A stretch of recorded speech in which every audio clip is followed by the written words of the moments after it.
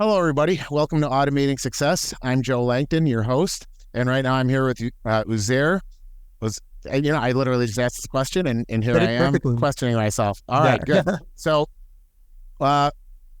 he is someone that I wanted to bring on the show because I believe he'll have a unique perspective on how automation can drive growth while maintaining human touch. And if anyone knows me, this is one of the things that I'm passionate about with automation. People hear the word automation and think it's taking a job, but most of the time it's creating a job. So I was really happy to have Uzair come on the show and work with us on this. He has 10 years of experience in sales operations and technology deployment and integration. He has a proven track record that delivers results. He has a degree in chemical engineering, and he started his career in hybrid sales at Baker Hughes. Just to kind of give some cliff notes, bullet points here. From there, he stepped outside of his zone and started at a startup, which I hope he'll get into. Grew revenues there from $5,000 to $90,000 a month, which is very amazing. Good for you. And he had 40,000 customers in Western Canada. He's been responsible for building B2B sales process for fleet management divisions, automated system workflows. I'm just kind of going through some stuff, and I'll let you get into all of it. So without further ado, just to kind of give the people listening an idea why I'm excited to have you on my show, go ahead and kind of fill in the spaces that I didn't just kind of skim over the top on. Okay, yeah, thanks again for having me, Joe. So the quick background for me is just like, I'm essentially an entrepreneur that uses technology to solve business problems. So my entire career has just been that. When I first started my business, InstaMek, we're a mobile mechanic company where we were trying to be like the Uber for mechanics, where we had a roster of mechanics that would go to people's houses and fix their car on site. And we were told it couldn't be done because it couldn't be done in a profitable way because the overhead would be way too high to make this work, right? But, I was young and naive. So I was like, well, with technology, I can make anything happen. And so we built our own CRM, our own field service management tool, automated a lot of the business, and we did get it to a few $1 million in revenue, and the business runs itself. So I kind of achieved that one goal, but I did realize like a few years in why they said this is not a good idea, because I was making $200 to $300 at a time using very skilled labor. So it's very hard to scale that up. Versus with any other profession, when you're only making $200-$300 at a time, going to people's houses, you have unskilled labor, right? So it's easier to find. So we had a lot of challenges with that business, but it's been running by itself for the last 4 or 5 years and generates me a pretty good life. So in the meantime, I worked on my golf game a lot, got bored, and then I was like, I got to do something else in my time. And then I realized, talking to other business owners, that everything that I had built for my business was actually very valuable, and they've all been trying to chase that exact same position that I've been in. And I didn't feel this way at the time, but I realized that there was a huge market for it, of people that want to use technology to make their businesses easier to run, so that the owner doesn't have to fight fires every day and can be more like the fire chief instead of the firefighter, and just having the life that they wanted when they started their business. Like, nobody wanted to work 24/7 just to make a few bucks. They wanted something that would continue making money on its own, and they could leverage and scale it up. And that's where I come in. So when I work with businesses, I build out their systems. I optimize everything to make it as simple as possible. Then I use technology where I think it should be best used.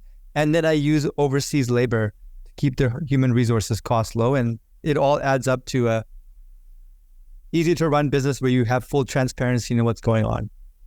So basically, you're helping entrepreneurs have a business work for them instead of them work for their business, which is every entrepreneur's worst dream. We all dream of building this big brand, and everybody assumes entrepreneurs live this life of luxury, and we really live a life of being servant to the own brand we created. But that's not true, though. It's like, I always think that it's actually like easier to go from like 10 million to 100 million. Likely, I've never done it though, than it is to go from like 0 to 1 million, or 500,000 to 3 million is even harder, because we're not used, when you have a bigger business, you have an executive team, you've delegated for so long, you have systems in place. That's the only way you get there. And once you've built that up, it's actually a lot easier. But when you're in the grind at like a $500,000 a year business or $1 million a year business, that's when it gets extremely hard.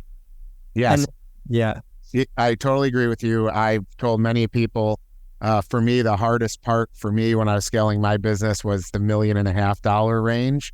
I've always said that's when it's like you're taking laundry and you're dropping the socks on the way to the yeah. couch, you know? So yeah, if you can make it past that point, you're 100% right. So then explain to me, so let's back up a little bit. So you started, and I just want to kind of follow through from the research I did. So you started your first company, which was the mobile mechanic. You got told it'll never scale. So it sounds to me like you've pivoted into something else. Is that, or are you still in that space? No, that business is still running by itself. Every month I get the numbers once a month. Okay.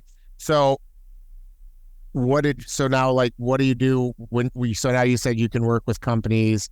So Yeah. did you take what you learned from that space and now you started something else that kind of hyper focuses on the best of that? Is that Exactly what I'm following? So exactly what I did. So I took all the learnings and the systems that I built for that business, and now I'm applying into new businesses. So I think I'm very skilled in home services.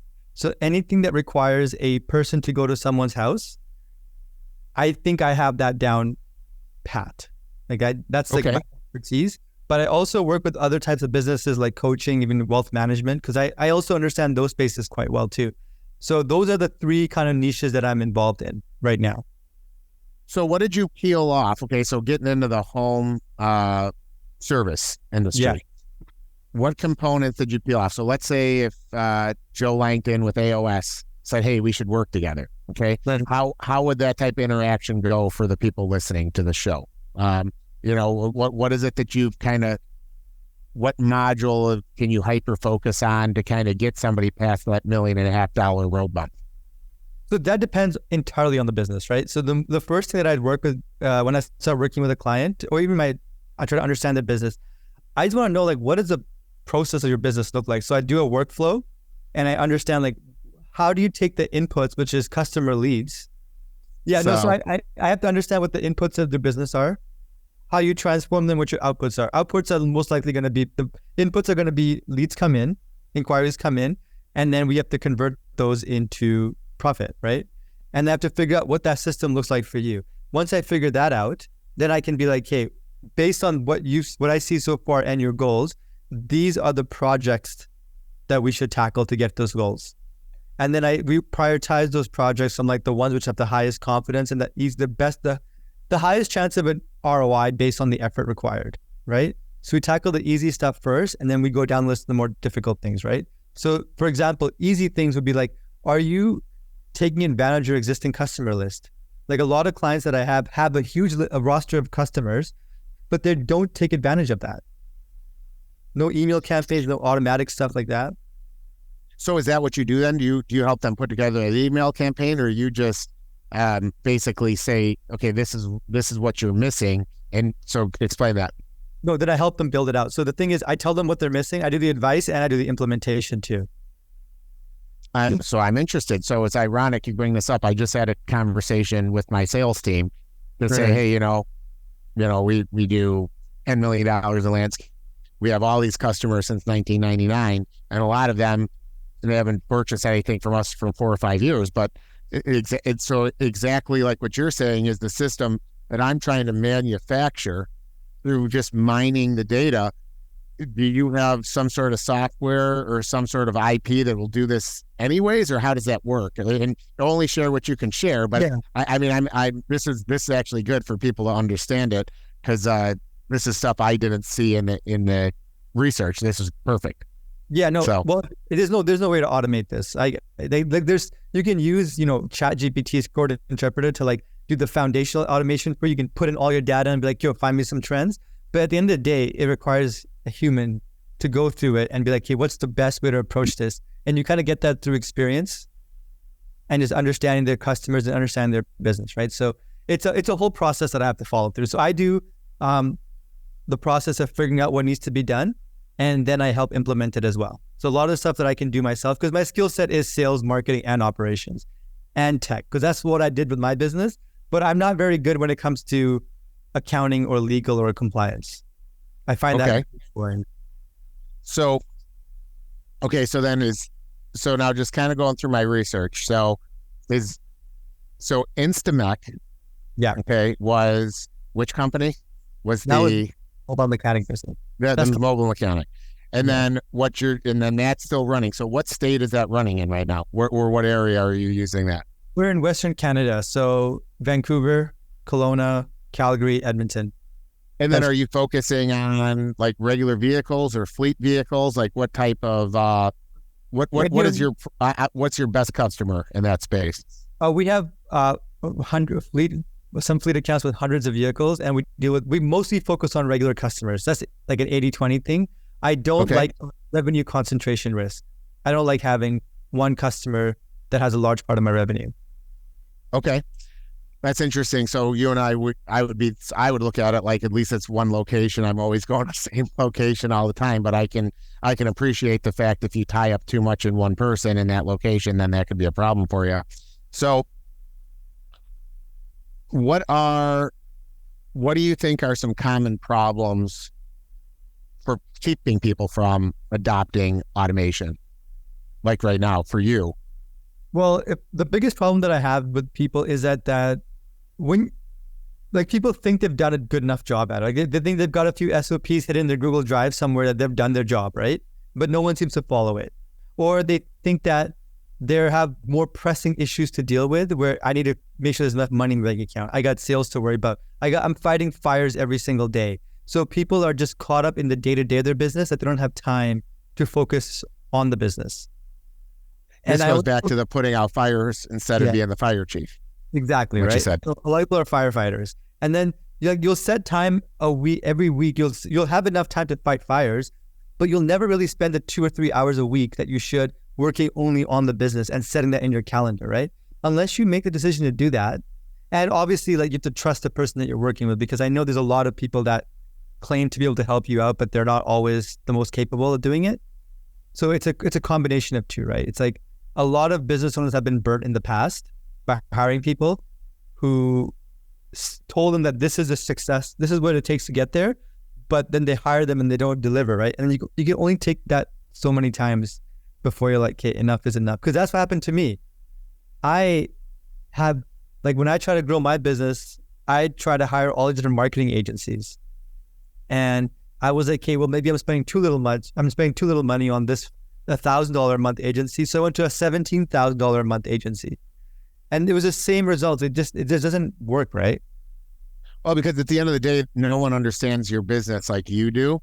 And what I find when I use these marketing agencies are, they look at like keyword trends. So I'll give you an experience and you can build off of it. So it's like, so I do automatic mowing. So what do? They do a search and they look at all the Google click searches and all this stuff. And then they basically have me compete with the manufacturer, right? And I'm never going to compete with the manufacturer. But one of the things that I've done whenever I have the chance to do it marketing wise is I'll ask 10 people the way they would Google the same product. Like if you wanted an automatic lawnmower, how would you Google it?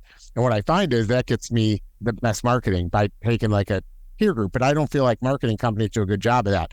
But what's your opinion on that from what you've seen? Is that one of the issues you had with marketing companies? Yeah, that's exactly the nail on the head. So they just focus on one thing and they do one, to say like to a hammer, everything is a nail. That's what they look at, right? They don't look at the whole business. They don't look at the business strategy, how you guys are different, how you guys talk, how you guys communicate. They're just like, okay, I have a process, keyword research number one. Now I look up on Google, okay, this is the main keywords. Okay, let's make an ad that looks like this. And then it's the same, they have to systemize and operate their business that way, right? But for a customer, that's not the best thing for me. So when I work with people, I spend so much time in the upfront part of the engagement where I just really need to understand the ins and outs of their businesses, what makes them different, what makes them unique. And it's not the best for scaling up my consulting practice, but the point is I want to make sure that I really understand their business before we come up with projects. And then if we do a marketing project, I have to understand like, it's not just about keyword research. It's not just about the Google ads, right? It's like, how are we going to make those ads? How are we going to stand out amongst the hundreds of ads that are out there? And it goes so much deeper than that. Gotcha. So I'm always interested, so you have a degree in chemical engineering, yet we're talking about marketing, right? So how does that, explain that, how like you went to school. You got a degree in that. Kind of take me from there to where we are today. Well, chemical engineering is also called process engineering. It's just making a bunch of flow diagrams. What goes in, right?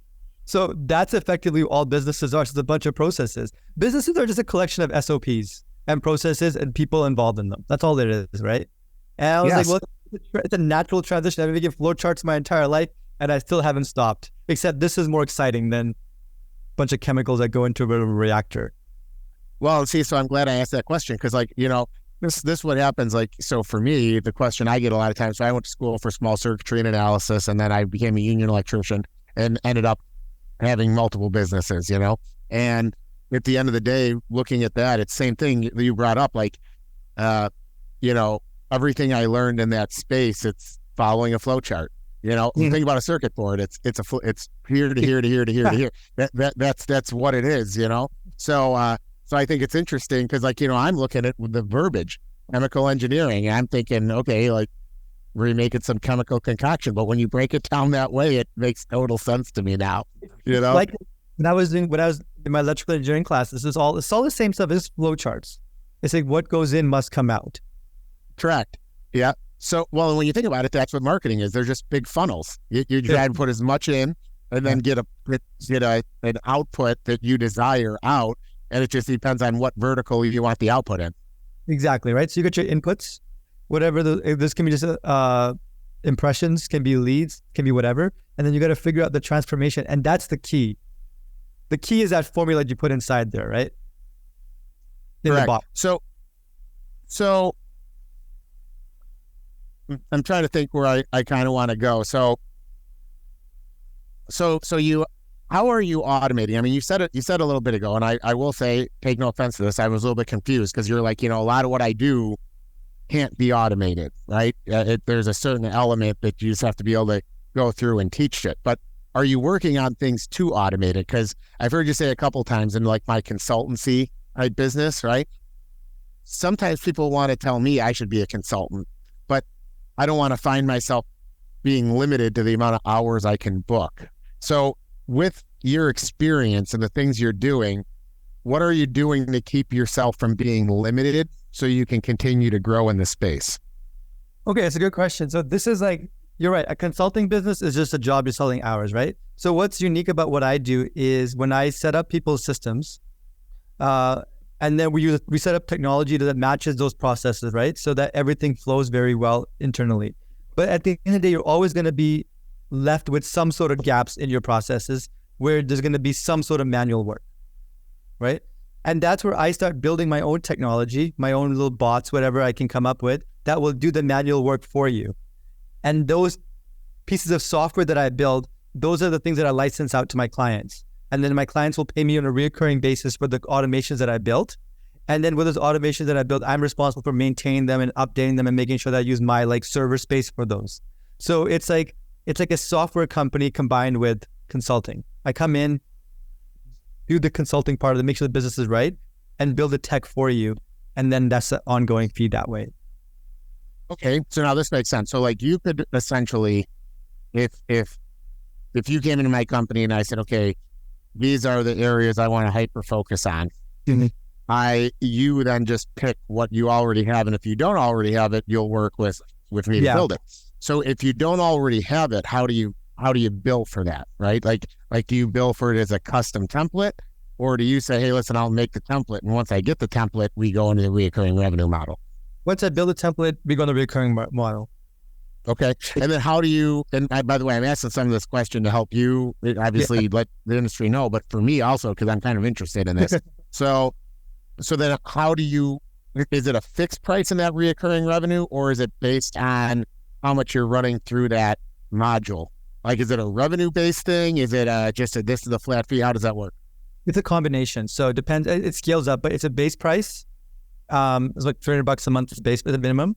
And then it goes up. If you're doing a lot of tasks per month, then it just goes up from there. But the base would be $300 a month, which is not that expensive because a Zapier account itself is $100 a month. Yeah. So now I'm interested. Okay. So since you started doing this, how many clients do you have? And then what's what's the type of success you're achieving with them just by working with these other entrepreneurs? So what my clients, like so far, so I don't work with many clients at once. Right now, I'm at 6 clients and I started this in February this year. When did you start it? You broke up for a second. I started February this year. Okay. And I have 6 clients right now, and I've got about, I don't know, 6 or 7 in the pipeline that they're in the process of working with me. So I am at that point where I'm also hiring people as well for my own internal purposes to help me with dealing with all of this. And then when it comes to revenue and growth as a business, I can tell you that I wish I started this a lot earlier. Okay. The place that I'm at right now, it took me so much longer than my first business to get here. So I will tell you though, if it makes you feel any better, that's what I've realized. So, the first business I started, I still remember when I started it, everybody kind of seeing it like I was doing it for some side money. I started plowing snow while I was an electrician, right? And that first company was pretty hard to get scaled up, but once it went, it went. And now every company after it has been easy, but you brought it up a minute ago. It's because you can basically just continuously use that same standard operating procedure and just tweak it to work in each company, right? Exactly.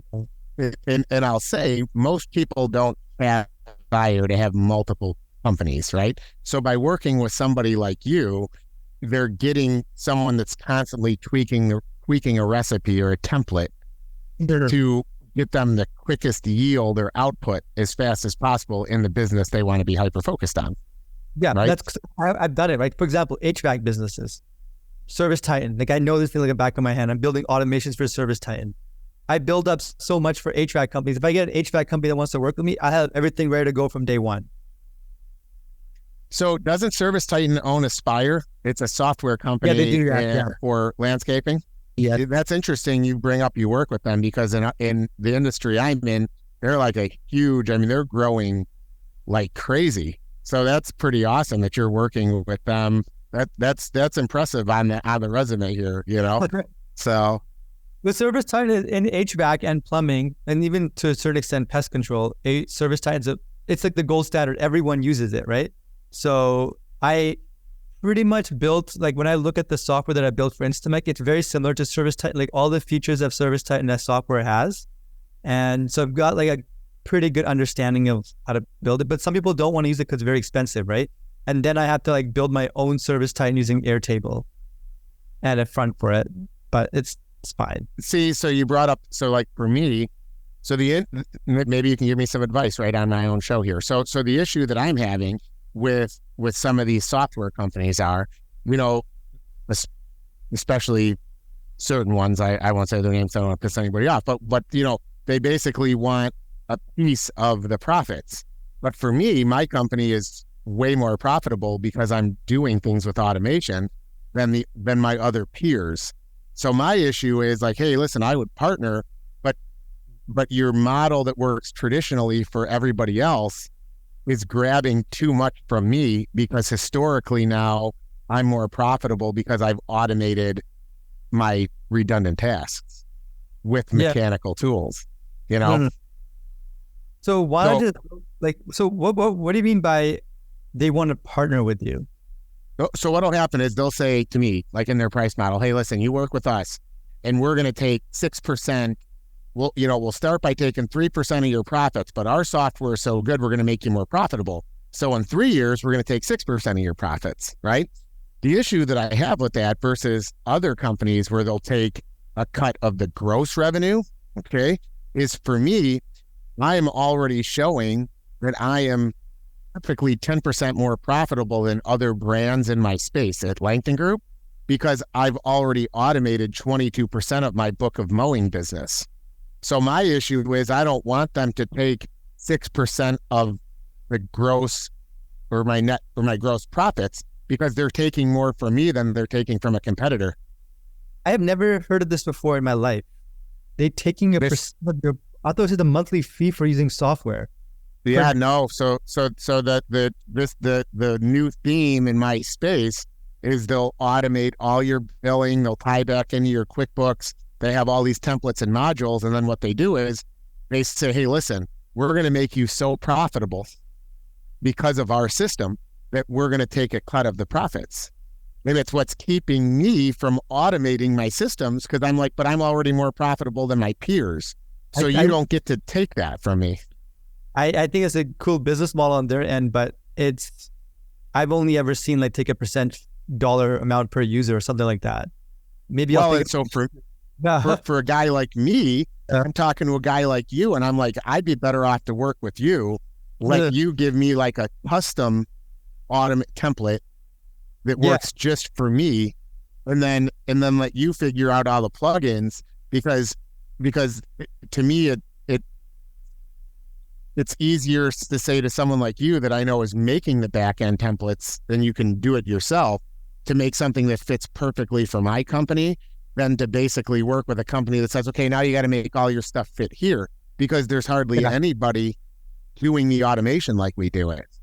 Like, because Cece, does that make sense? And as I'm talking to you, you can probably say I'm getting more and more excited as we speak, because now there is a huge need for people like, to me, for people like you in the market that are just kind of starting to work with people wanting to learn about your customer, instead of you telling, like some of these other big brands are like, hey, this is how we do it, and this is how we're going to plug you into what we do.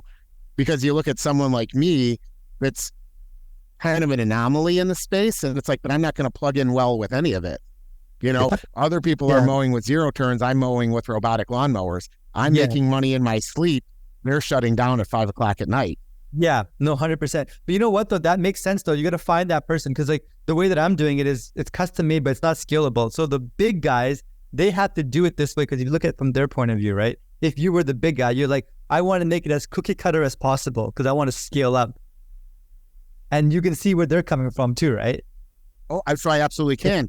But this is why it's like, it always seems like we're locking horns every time we talk. I mean, every show I see their salespeople, they're like, I can't believe you're the king of landscape automation, and yet you still don't use our brand. And I'm like, I know, because I've even automated Excel spreadsheets.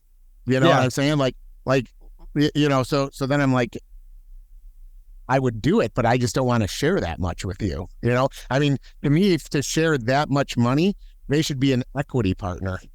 Not just me paying them to use their software, No, that makes sense. So what you're saying makes perfect sense. I just didn't know they were doing revenue share. That's a lot. That's asking for a lot, I think. It is, because then I'm looking at it like, okay,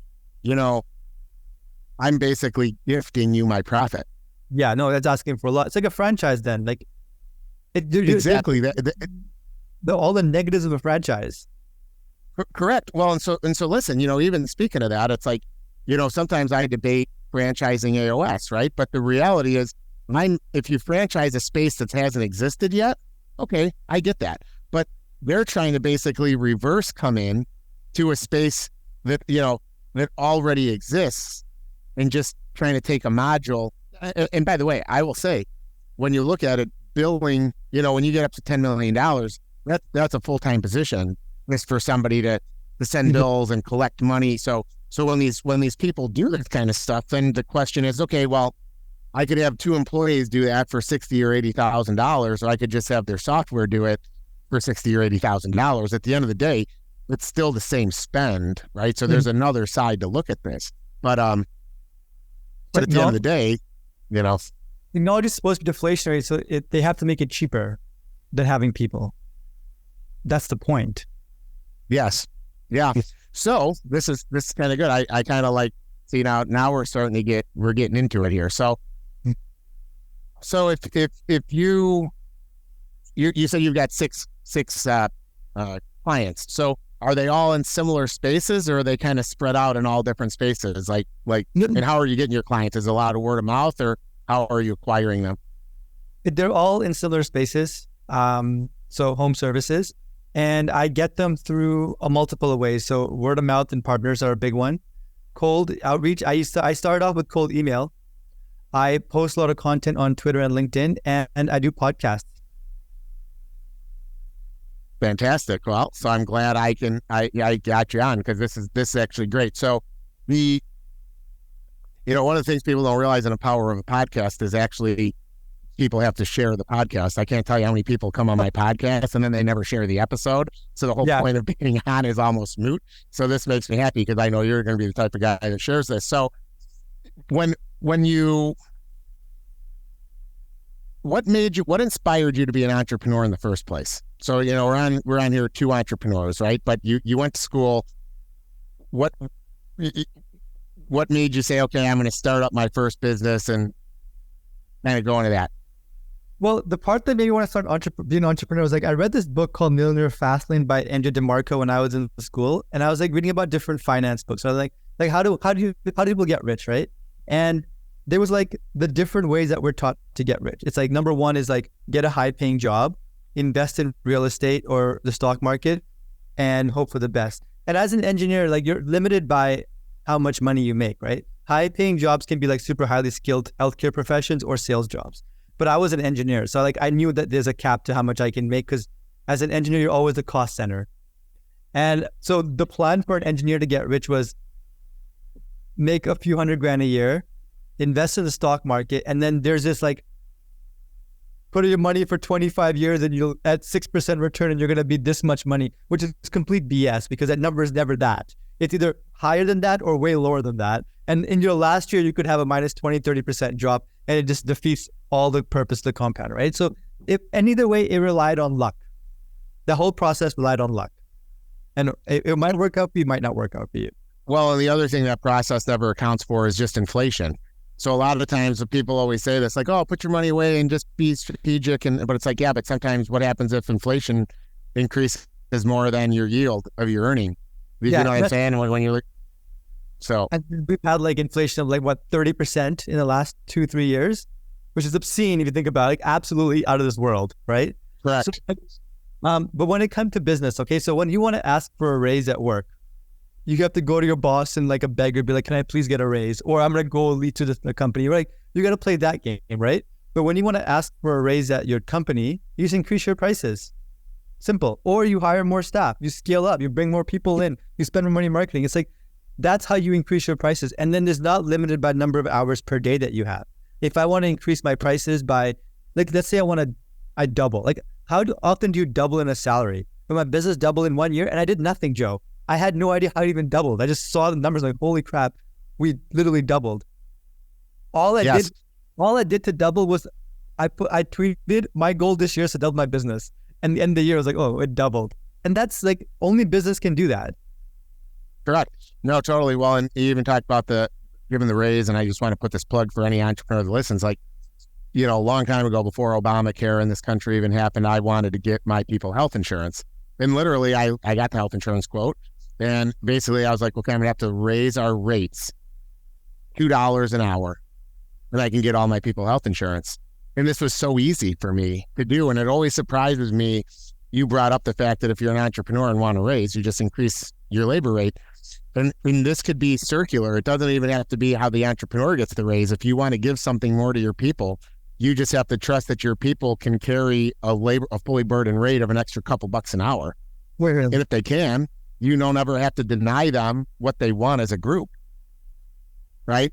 So I just wanted to add that. It's an interesting thing to add because it doesn't only mean for the business owner to get a raise. You can get all your people raises just by increasing the labor rate. Yeah, the price is the biggest thing to do. And people are well, the thing is, when you in the service businesses that we're in, you should never tell anyone your labor rate.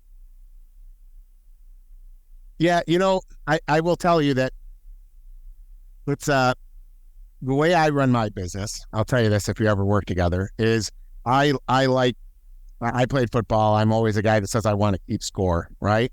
And what I do is I identified my fully burdened and then what labor rate we have to sell at to make money. So if my fully burdened rate in landscape construction is 81 and I want to make 20% profit, you can do the math, right? So that's what it'll be, right? And I think actually right now we're trying to bill at 93 an hour. So it's 93 an hour. Now, a lot of times my salespeople will tell a customer an hourly rate, and you're 100% right, because once the customer hears we're 93 an hour, they go into panic mode. But the reality is a company like mine has all of the equipment, that other companies don't have. So we typically do the job twice as fast as someone else That's the thing because about we hourly have the rate. equipment. That's why you can't talk hourly rate. Yes. Because No, it's not and I agree. apples, right? Because you're like in our industry, we have a book time. This is how long something takes you. But we have people that will charge a straight time but a lower hourly rate, but they'll charge double the book time. So you end up paying more. And at the end of the day, Joe, all that matters what the customer is paying and the value you created for them. They shouldn't look at it on an hourly basis. It's just like, okay, I have 5 acres of lawn that needs to be mowed. It'll cost me $500. Is that okay for me? Boom. It takes you 5 minutes or 10 days. I don't care. You just get it done for me. And that's what matters to me, right? But if you start doing it in how long it takes you to do it, the next guy will come by and be like, it's not the same number. It's all about the number that you end up paying, right? And then as a business, you have to make me a lot of money per hour, including parts and labor, to support growth, investing in R&D, investing in tech, investing in people. Like there's so much involved in that, not just the gross margin, right? Like I think gross margin should be like 60%. So do you have any mentors? I mean, okay, so you said why you got in. You read this book. You saw how it was going to take. But was there anybody else around you that you're like, oh man, I see what they're doing, I want to do it? Or was this a total, you just felt like you wanted to be a business owner? I had no mentors. That was it's a real struggle because like having mentors can make things so much easier. So I had no shortcuts. I had like anti-mentors, the people that made it worse for me and hit harder for me, that were more advanced in business, but I didn't really have. So explain that a little bit. So I have had the same thing, but I want to hear it from your mouth. So you're talking about the naysayers, of wanting to be in business. Yeah. People all telling you why you shouldn't be. Go with that a little bit. For me, it was more like one thing about like I guess I never really had.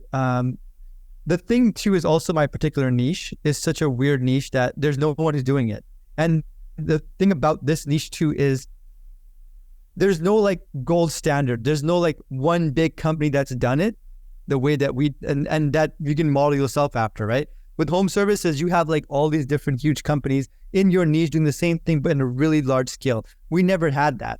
So it was hard to find mentors that really understood that business because people would give generic advice, but I'm like, that's not relevant to us because the best advice you should have given me is don't be in this business. But no one gave us that advice. They're like, oh, you gotta try this, you gotta try that, you gotta try this. I'm like, no. And so I just like had to shut that out in a way where just like, I gotta figure things out on my own. But in terms of like support and can you do this, in my circle of friends and my family, they've been extremely supportive. I've never had that. It's just the people who are not in my friends and family group are not the same. That's where I got all my hate from. Yeah, well, and so for me, you said it just a minute ago, is in the landscaping space, people are like, oh yeah, look, tons of landscaping, tons of work, yep, you can be successful. When I got into the automation side, the people that have actually, believe it or not, been I shouldn't say all of them, 50% of them, the least supportive are the manufacturers because they don't understand the tying service into the automation with their hardware model. Kind of like you said in the beginning, people said, oh, it won't be scalable. You're never going to be able to have technicians. The burn rate is just going to be too expensive, right? But the reality of it is when you provide a really good service to tools that are automated, the customer refers you to the next customer. So the burn to have the technician is less than the burn to have the sales team just sitting out trying to sell stuff that everyone else is selling. So what I always say is, like, for me, and I'm only telling you this because it might inspire you for the stuff you're doing, like my systems sell themselves. I just need to make sure I constantly support that vision. And as long as that vision is supported with my field technicians, it will end up selling itself without having to have 1,000 salespeople just burning all my capital in the beginning. I'm choosing to invest my capital in the technicians that keep the systems running. No, that's a really good way to look at it. It's like the product versus distribution argument, right? When it comes to building tech, a lot of people are like, well, I'll make a product that's so good that people will come to it. And then other people are like, well, my product is subpar, but I'm going to build the best sales team. So what happened earlier on is like with Oracle and SAP, those guys just had they didn't have a good product, but they had the best sales team, right? So they would sell this solution to companies and they made billions of dollars, don't get me wrong, selling a subpar solution. But now it's moving to the sense that it's so easy to get set up now that product matters a lot more than the sales team because it's so easy to see the differences, right? Yes. Well, and this is why I haven't taken, everybody keeps asking me why I haven't raised capital. And the reason I don't raise capital is because I need to stay true to this vision, which is the how you put it the first way. If we provide the best solution in the space, everyone else's failure and vision is we'll pick all that up. As everyone else fails, I can actually acquire the failures and then show that our service model is what keeps us afloat. So I can actually acquire the failure written down and then come out ahead, you know? Yeah. So yeah, it's, you know. The incentive is also different too. When you raise money, then the investor needs ROI while you need to build a business that's going to sustain you long term. Your business, it's also true in the sense that your business is your everything. And for the investor, you're just one of his many, right? So yes. It's like, he's like, if you die, I don't care. I need you to grow or die because I need my return. But for you, this is your everything. Like, it's not the same thing, right? So it's important to keep that in mind when it comes to raising capital. Yeah, I always tell people that a true entrepreneur, their business is like one of their children. And I know this turns a lot of people off because like I have a daughter that I love very much, but at the end of the day, I nourish my business the same way I nourish my daughter. Yeah. You know, it's like I'm constantly giving her advice and giving time, and what's awesome for me is my daughter is part of this business now, you know, so it's like it's a double thing. I can teach her business, and I can also just teach her how to be a great human being, which is a dream that I've been able to achieve that most people can never probably replicate. But so not this is about you. I'm venturing into my world, but at least you're learning about it because I feel like we've got some common bonds. So, you know, in your business, what part of your business are you most passionate about? Like, because like for me, I love the sales aspect, and then I like to build an operations team around it. Are you more into the operations side, like, or are you kind of a dual agent? Right now I'm the dual agent, but I do love the sales part of it the most. Like, this is what I like doing, talking to people, building out the systems, building out the company, working on the business.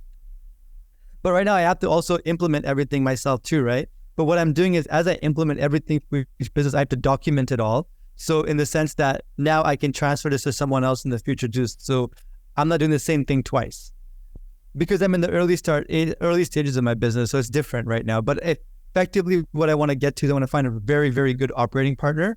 And I just do sales all the time. And then when I pass it on to him, I can trust that he'll do a good job. The key part is trust that he'll do a good job. Because when I'm doing, the way I'm running this business is like, it's my skill that people are paying for, right?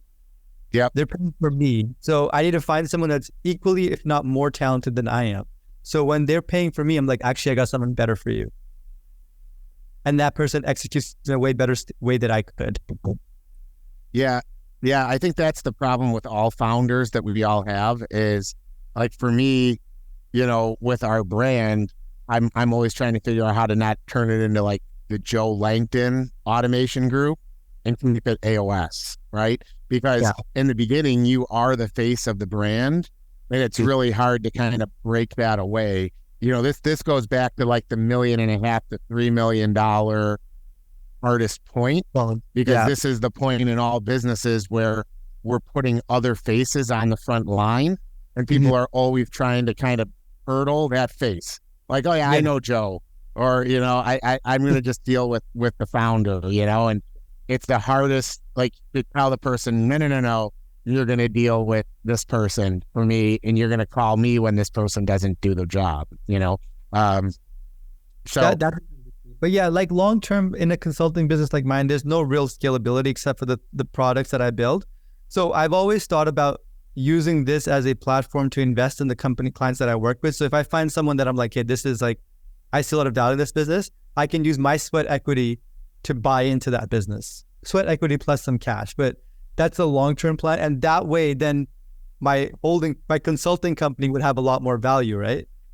Yeah, no, smart. Well played. So we're kind of to the point in time where we've talked about the business side of our life. So tell me a little bit more about you personally. I mean, kind of tell me about maybe family background, what you like to do outside of work or the business. Well, I play basketball every single day. I play sports. I exercise a lot. I'm addicted to basketball now. I don't know what happened. I was addicted to golf before, and then somehow I got addicted to basketball. Then I play every single. So, well, you must be good at it because, I mean, in order to be addicted, you've got to enjoy it, and most people don't enjoy losing. So, yeah, So I mean, when did you start playing basketball? How old were you? Like 13, 14. Okay. So you did golf. So you must have somehow gotten better at basketball with age, I'm assuming. I don't know. I think I was the best when I was younger, but I think I plateaued.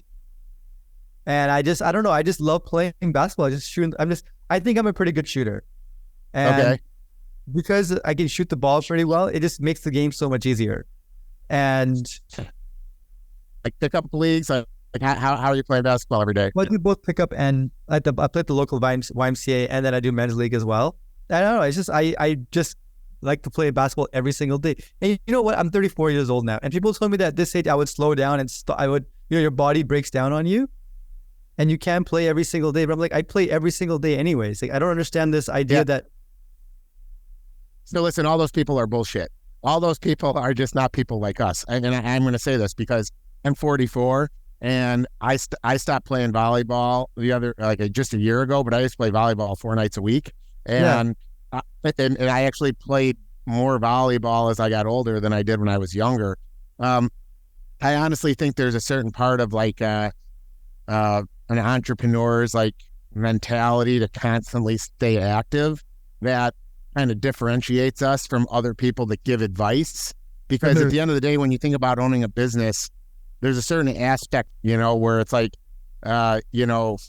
money is your feedback loop of if you're winning or losing. So sports are kind of the same way. It's like to me, if I lose at a sport, I was just explaining to somebody the other day, like I can lose when I play a sport, but literally for like an hour after I lose, I'm thinking about how when I play tomorrow, what I'm going to do different to win. Right. Oh yeah. And at the end of the day, every day at close of business, that's what I go to sleep thinking about. That's me too. Even though I'm playing pickup basketball, I hate losing so much. I can't deal with it. But you know what though? The difference is like I get very frustrated with my teammates only if they don't give effort. Like if you're not good, that's fine. I don't mind if you're not good. But if you don't try, nothing makes me angrier than people that don't try. It's like, why are you here? Oh my gosh, we should hang out because this is the thing for me. So, especially playing volleyball, it's usually like, even if it's competitive, there's always a bar tied to it. And we'll start these, we'll play a Saturday competition, right? And once they start ordering drinks, I'm like, we're going to have a problem. You need to stop drinking. You can drink when we win. And they're always like, dude, you need to loosen up, man. Like at the end of the day, this is fun. And I'm like, no, you don't understand. If we lose, this is not fun for me. I only came to win. That's exactly like me.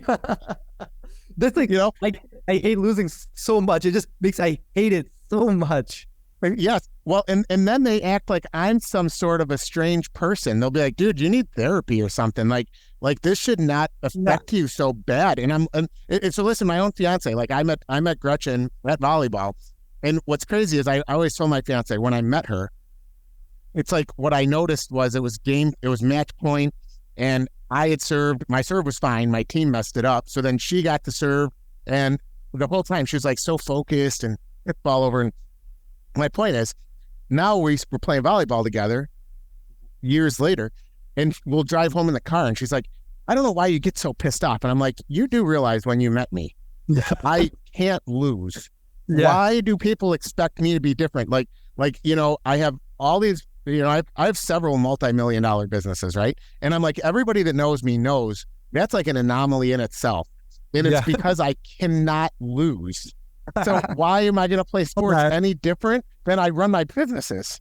I love that so much because like I have anger issues when I play basketball. Like I tell people, like I have anger issues, and it's because when you guys suck and you guys disappoint me, I'm sorry, I just can't help it. Like, just I need to win. I need to win every game. Yeah. So I told my daughter. So I played football. So that anger when I lost, if we were losing, was great because that was like good in that sport. I wrestled, okay, for a while in my life. Same thing. If you lose in a tournament, all you got to do is keep that balled up. So your next match, you take it out on your next opponent. But when I started to play volleyball, it's co-ed. A lot of times it's co-ed and people are just like, you're insane. This is you. I used to say I was going to play volleyball with a mask on. I wonder if you feel this way with basketball because my team is like, it's hard to play around you. You look pissed off. And I'm like, I'll put on one of those smiley face Walmart masks just so you don't see the fact I'm pissed off because we're losing. Put points on the board and I'll smile. That's like what it comes down to. Exactly. You want me to be happy? Just for me, it's not even just give me some effort. That's all I ask for. Yes, exactly.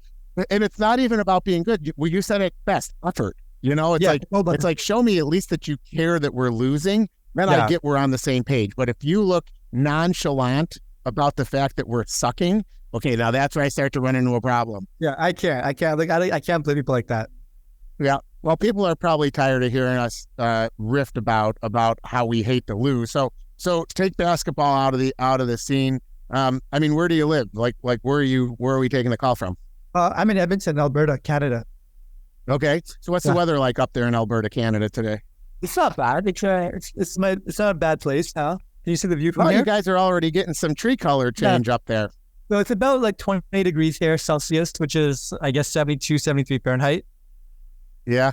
Yeah. So I live in, my main house is in Illinois, so Midwest, United States.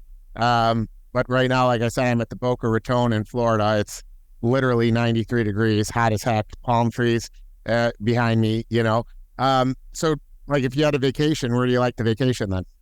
Like what kind of gets you going? Me and my wife love traveling. I think we go traveling like every 2 weeks, every 2 months kind of thing. We're going to Europe this week. Okay.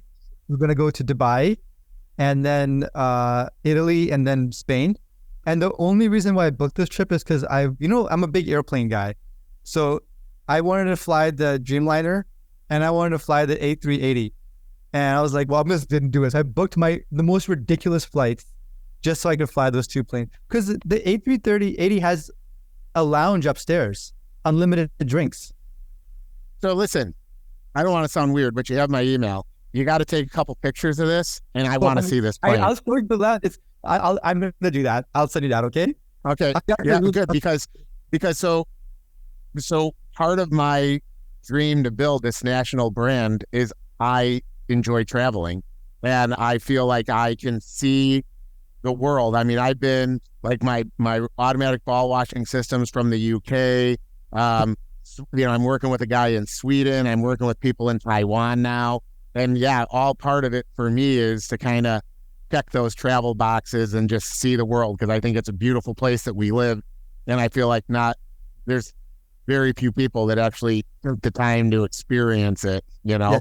So that's actually pretty cool hearing that you're doing that for that reason. Yeah, no, well, I'm flying. I'm different. I love the airline travel more than the destination. So I want to. Yeah, that's different. You're different. Yeah, I want to fly the different planes. I want to see the different lounges are going to be like. Like that's why I went to Heathrow, because I'm like, I wonder what the Emirates lounge there is like. Apparently, you don't even once you get in the lounge, you take a special route to your plane, so you don't have to go. You don't see anybody else. It's a completely private experience. Really? No, so you've already done that. I'm going to find out. So that's something you already did. Like there's a lounge in Istanbul, the Turkish Airways lounge in Istanbul. They have a golf simulator. I'm like, they have 4 different restaurants there. You get 4 different types of meals made for you right there on the spot. So yeah, so I think we're doing it wrong in the United States then. I mean, the only airport that has anything to do is Vegas. You get off the plane in Vegas and there's slot machines, instantly. There's no luxury. Like luxury in North America is not even remotely similar to luxury in third world countries and Middle East. It's crazy you bring up going to Dubai, because I actually was just talking to my friend Joel Northrup about this, like how we should like do a trip together and go there. You should do that, because if I were you, I would take the flight from the Emirates airline from New York straight to Dubai and fly a double-decker plane, the A380, and then get the business class ticket so you get to see the lounge. And I don't know, that's what I'm doing. I'll let you know. I'll show you the pictures. I'll give you my review. I'll let you know how it goes. Oh yeah, you let me know. You can be my flight guinea pig. You let me know if it was worth it. I'm pretty sure it's going to be worth it and you're amazing, but come on, when are you ever going to get a place to drink in a lounge in an airplane? Well, so listen, it's actually, hardly ever. And the other thing that I think is pretty cool about your trip is, so like I'm half Italian, so I want to go Well, my to wife is Italy. Italian. Oh, is she? Yeah. So I shouldn't say I'm Italian. I'm actually Sicilian, but I usually tell people I'm Italian because they don't understand. But now that I know your wife is Italian, she would understand the difference. So I'm from Altavilla Mulcia. That's where my family came from. And my grandma and grandpa were like first generation. So it's actually like still have family ties back there, but I've never been there. And so me and my friend Mike are talking about going to Italy. You're 44, you never been to Italy yet? I've never been to Italy. I'm going to go to Italy before you are. You are?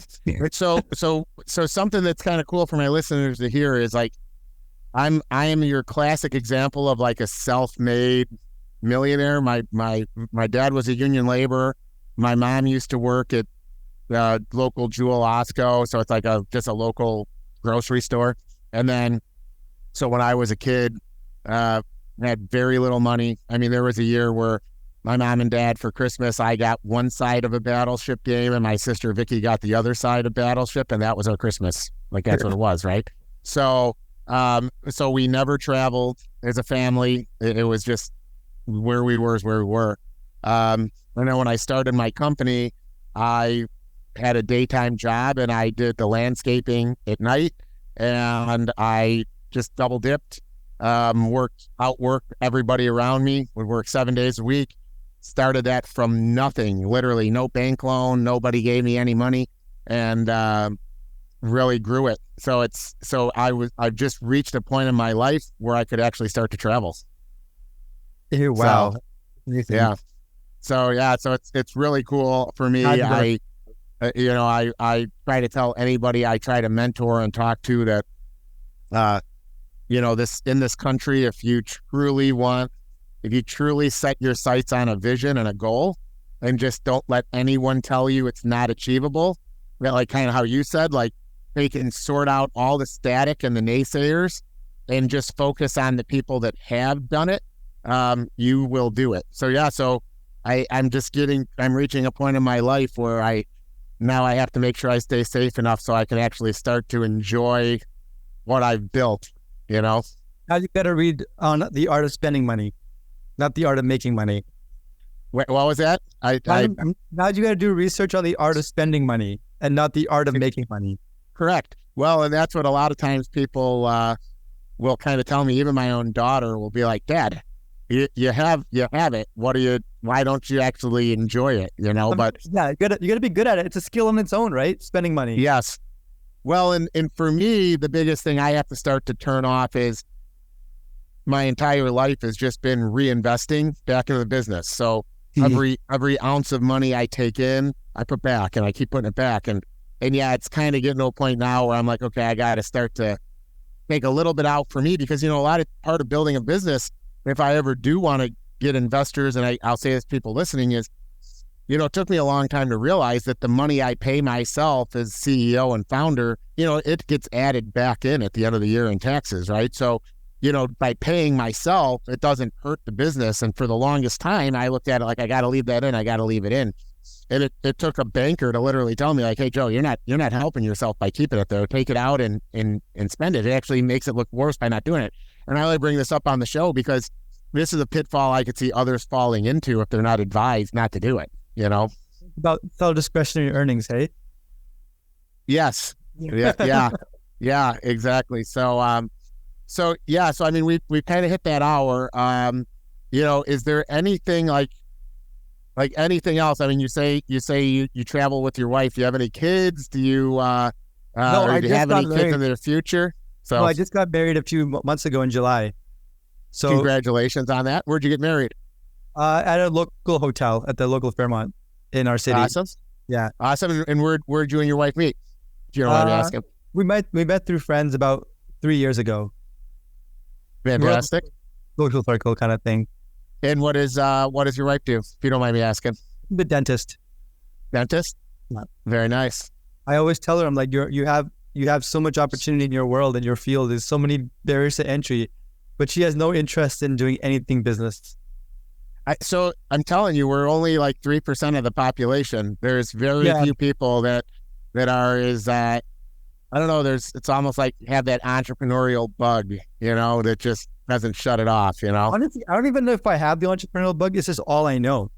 I don't know anything else. Like it's all I know is to make money out of thin air. That's all I've ever done.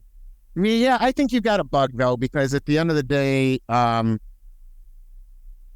it's in order to make money out of thin air, you have to have an imagination. And Right. I don't believe our education systems are teaching imagination. So it's like you either have it or you don't, right? Because in order to make money out of thin air, you have to imagine you could do it in the first place. Yeah, I guess. I guess people do tell me they think it's like a pretty cool trait that I have where if I need money, I like think of ways to make it and just like that, I run with it, right? It's not like it's not someone has to hand feed me money. That's Correct. the only way to know is to have someone hand feed it to me. Yes, no, it takes a certain amount of vision and actually trust in your own vision to actually continue on, because the minute you lose trust in yourself is the day you just go work for somebody. But isn't that what you always feel as an entrepreneur, losing trust for yourself? That you always go through those ups and downs? Like, that's part of the game. Yeah, I mean, I'll ask you, like, one of the things that I've said to people, I find myself, and maybe we'll be different on this, because sometimes I question if I'm just strange with this, but it's like I'll find myself on a Sunday not having anything to do, and then that's a problem for me, because I'm so used to always problem solving that then I'm like looking for a problem to solve, because that's actually what I enjoy doing. So it's like I'll sit down and I'll be like, well, I don't have anything to do today. But usually those are the days where I actually get an idea to start another business, because I can't stop thinking about problems to solve in this world. That's interesting. Yeah. No, I wouldn't say that's me. I'm very comfortable with downtime. Okay. Yeah. See, so maybe it's my own little click. I am very comfortable. I can do a lot of nothing and be perfectly content with it. I don't need to be constantly hustling, because I'm very like big on like leverage of my time. So I always like to work on high leverage things. I hate doing things that are like meaningless tasks. I hate it so much. Everything I want to be doing, I want to get the most amount of value for you in the time that I put in. And see, for me, I see time as I also want to do as much as I can do in my time, but if I'm not sleeping, I'm problem solving. And this is actually a problem for me in my relationships, because I have to remember that, like, I can't try to fix my fiance, or I can't, right? Right? I mean, it's funny I'm saying this, because I can actually recognize it enough myself that I have to remember I can't fix everything. But the fact that I'm a good fixer has served me well in business, because I can pretty much take any industry that has a problem and figure out a solution, like a go-to-market solution. That's interesting. Yeah, no, I'm all about leverage.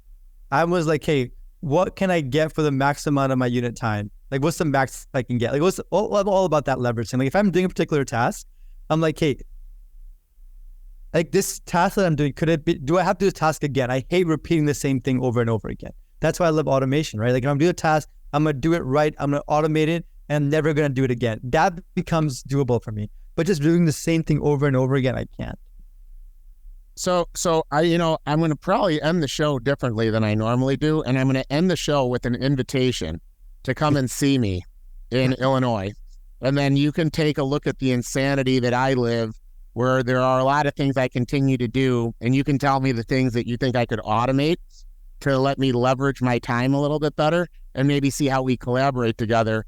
And then maybe in a year, we can have a follow-up to this podcast about how we partnered because of this podcast. How does that sound to you? I like that, because I bet you I will see your day-to-day. I'm like, listen, why are you doing this, Joe? Like, why did you do this again? Like, what's going on here? Like, why are you doing this by yourself? This is not something you should be doing. Fantastic. So listen, we need to do this. So, So here's the takeaways. I think from what I'm hearing, there's plenty of people that listen to the show that should be working with a guy like you. So, that's the call to action.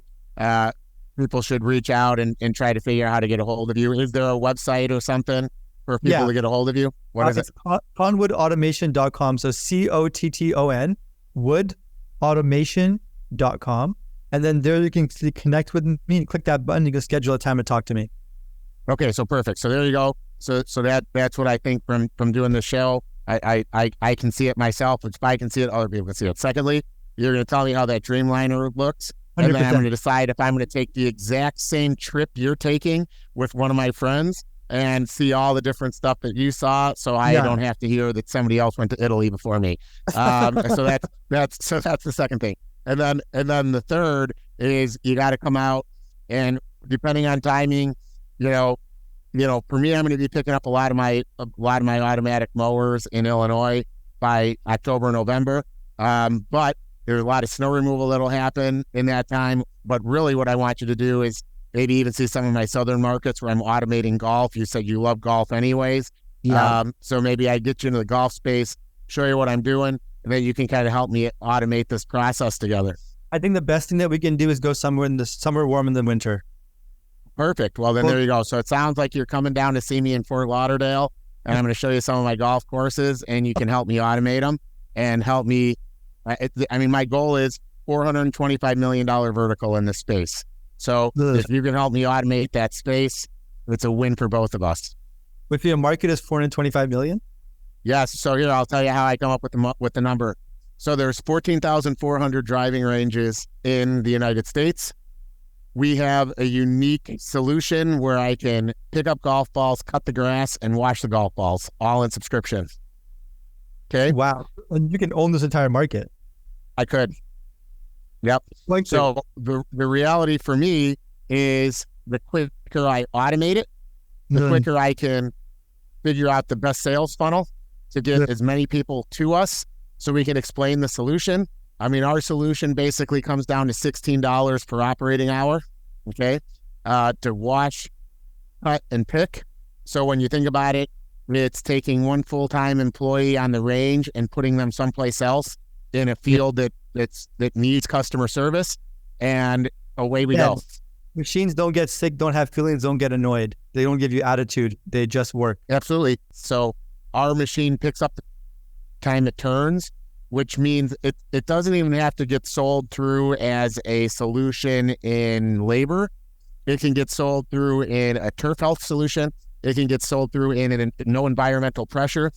Driving ranges can stay open later because our automation runs 24 hours. It runs constantly.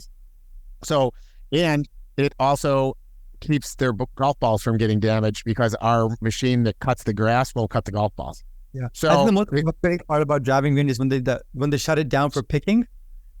Not going to be an issue with you guys, right? Correct. That's absolutely correct. Yeah. Yeah. No, you got to move fast. That's the key. This is one of those land grab plays, right? Because if you can do it fast and move, and people say no-brainer solution, they're going to be locked into you. Like the switching costs are too high and almost pointless. Correct. So it's a land grab.